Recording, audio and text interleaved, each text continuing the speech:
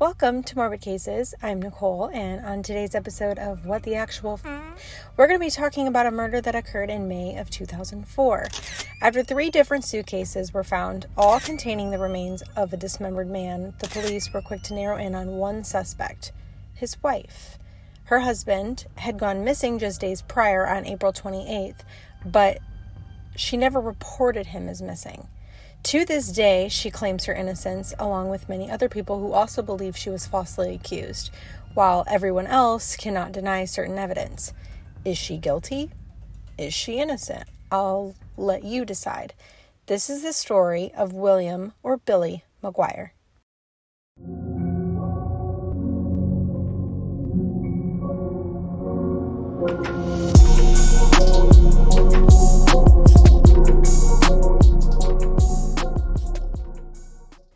It was May 5th, 2004, when 2 fishermen and their children were having a fun-filled day of exploring and fishing near Chesapeake Bay in Virginia.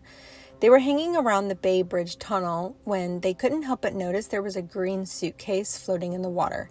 So, being slightly curious, they retrieved and inspected the suitcase before opening it. To their shocking horror, they would uncover the dismembered legs of an adult male. The fishermen immediately phoned the local authorities to report their findings. But a few days later, on May 11th, a scientist was walking along Fisherman's Island, not far from Chesapeake Bay, where she was collecting trash. She discovered a green suitcase laying in a sandy area. After peeling a portion of the suitcase back to get a better look, she noticed a strong smell of decomposition and phoned the authorities right away. This suitcase contained the dismembered upper torso of an adult male, with the head and the arms still attached. And yet again, on May 16th, a 3rd suitcase was found floating near one of the Bay Bridge tunnel islands. It was found by another fisherman and his wife. This suitcase contained the lower torso of an adult male. The autopsy that was performed revealed that the body was extremely bloated after being in the water for some time. He had been shot once in the head, once in the chest, and twice in the torso. He had then been drained of blood and dismembered in 3 pieces, at the torso and at both legs from the knee down. His body was then placed in black garbage bags and tossed into 3 green Kenneth Cole suitcases. The examiner also noted that along with the set of remains, there was a blanket that contained a printed logo of a hospital supply company, HCSC. The suitcase found on Fisherman's Island contained a 5.5-pound weight, and this was probably due to the fact that the suitcase contained a lighter amount of remains compared to the other 2. Police looked into any missing people from the area or surrounding areas, but they wouldn't get a tip until they released a sketch of William's face. Friends of the victim called police on May 21st after seeing the sketch in the newspaper to tell them that the sketch matched that of William, or Billy McGuire, from Woodbridge, New Jersey. When investigators asked why they thought it might be William, they said not only did it look like him, but that Billy was also missing. The friends told police that they had gotten a call from William's sister, Cindy, and she had asked if he was at their house. She went on to say that Melanie and William got into a fight and that nobody had heard from him since. William was last spotted on April 28th when him and his wife Melanie were closing a deal on a property in Warren County, New Jersey. William failed to respond to the seller's call that evening, a departure from his usual prompt communication. No records indicate any conversations after 6:15 p.m. on April 28, 2004. His sudden silence was out of character, given his frequent use of phones and BlackBerry for social and work purposes. The pieces of remains were positively identified as 35-year-old William McGuire after police ran a search for his name, and they discovered that he had been arrested for a reckless driving charge in which his fingerprints were taken. So his fingerprints were matched with the fingerprints from his remains. Melanie McGuire was informed about her husband's remains being found, and she suggested to police that they try to locate his car. She stated to police that around April 28th, she and William got into a heated argument at home, which resulted in him slapping her and packing his things. William allegedly told her to tell their children that they no longer had a father and that he was basically done with a relationship before leaving in his vehicle. She said she took out a restraining order against her husband and filed for a divorce after he left. This car that William left in was a 2002 Nissan Maxima, and police found out that the car had already been located and towed on May 8th, 3 days after his first set of remains were found. It was towed by a private towing company who said they towed it from the Flamingo Motel in Atlantic City. So to try and locate how the vehicle got to the motel, they rummaged through video footage of the motel parking lot and found that the vehicle had been moved there by someone the morning of April 30th. So this is 2 days after she set her husband up and left the house.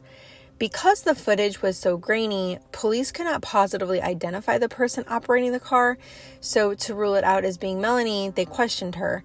She told police that she moved the car as a prank, and she told police that this was something she did in retaliation to get back at her husband, but investigators weren't buying it, seeing as though she had just filed for an order of protection against him.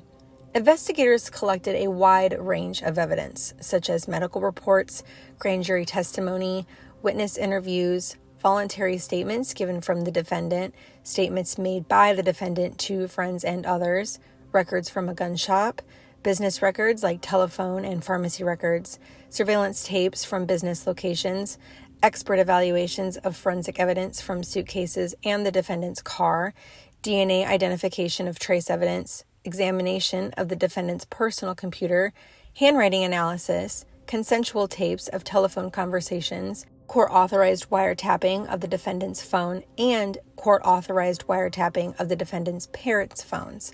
Furthermore, the state received evidence from anonymous communications pointing to other individuals as the murderer, which they allege is further proof of the defendant's guilt due to her involvement or influence. The police had ballistics ran on the bullets recovered from Williams' body, and they showed that it was a .38 caliber revolver.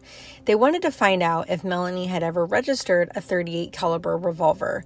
When they first searched, they only looked in the state of New Jersey, but once they expanded that search, they found out that she did in fact have a .38 model 85 Taurus revolver registered in the state of Pennsylvania.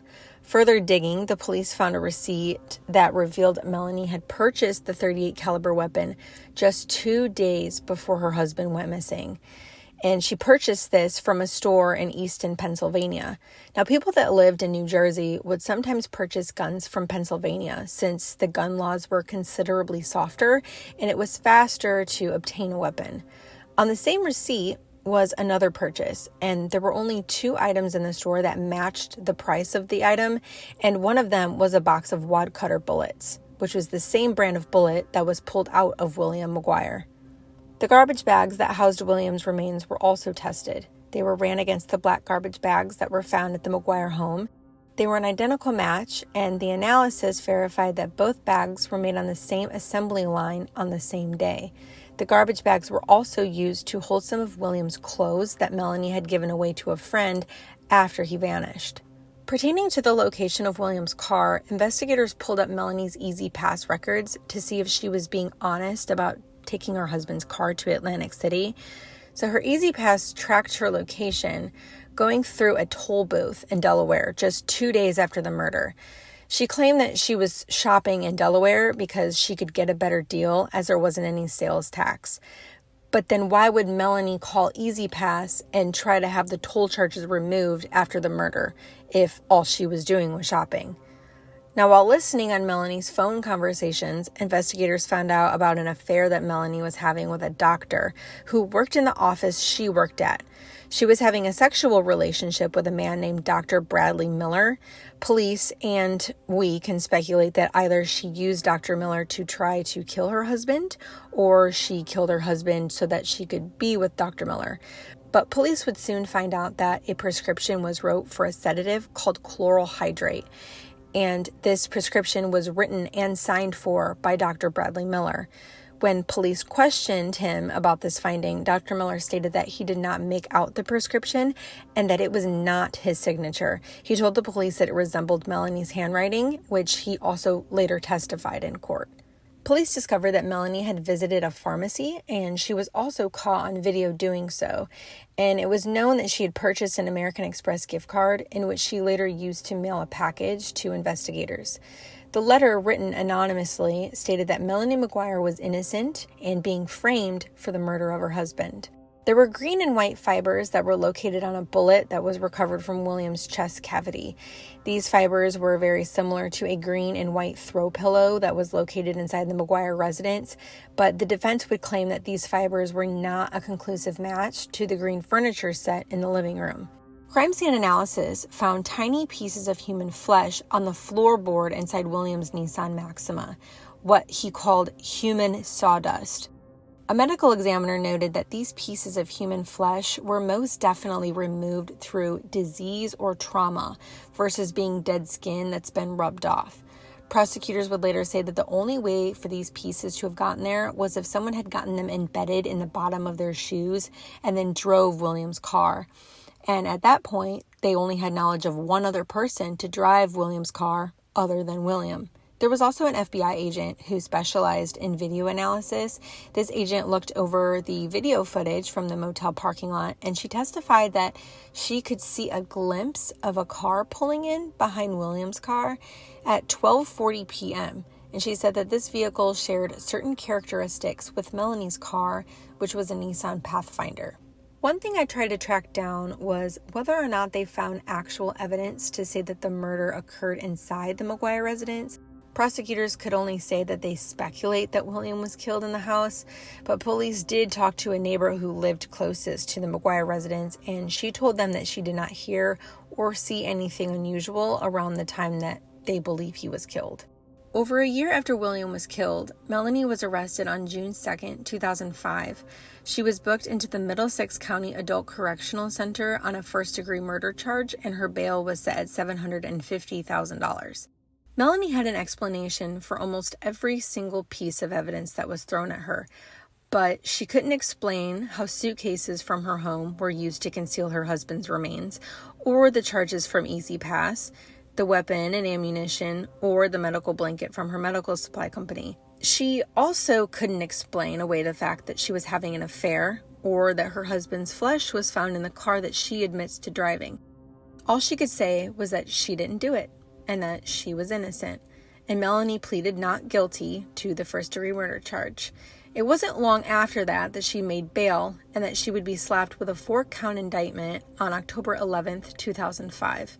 Her bail was set to $2.1 million, and she was released yet again. Then, on October 26th, 2006, Melanie was hit with more charges.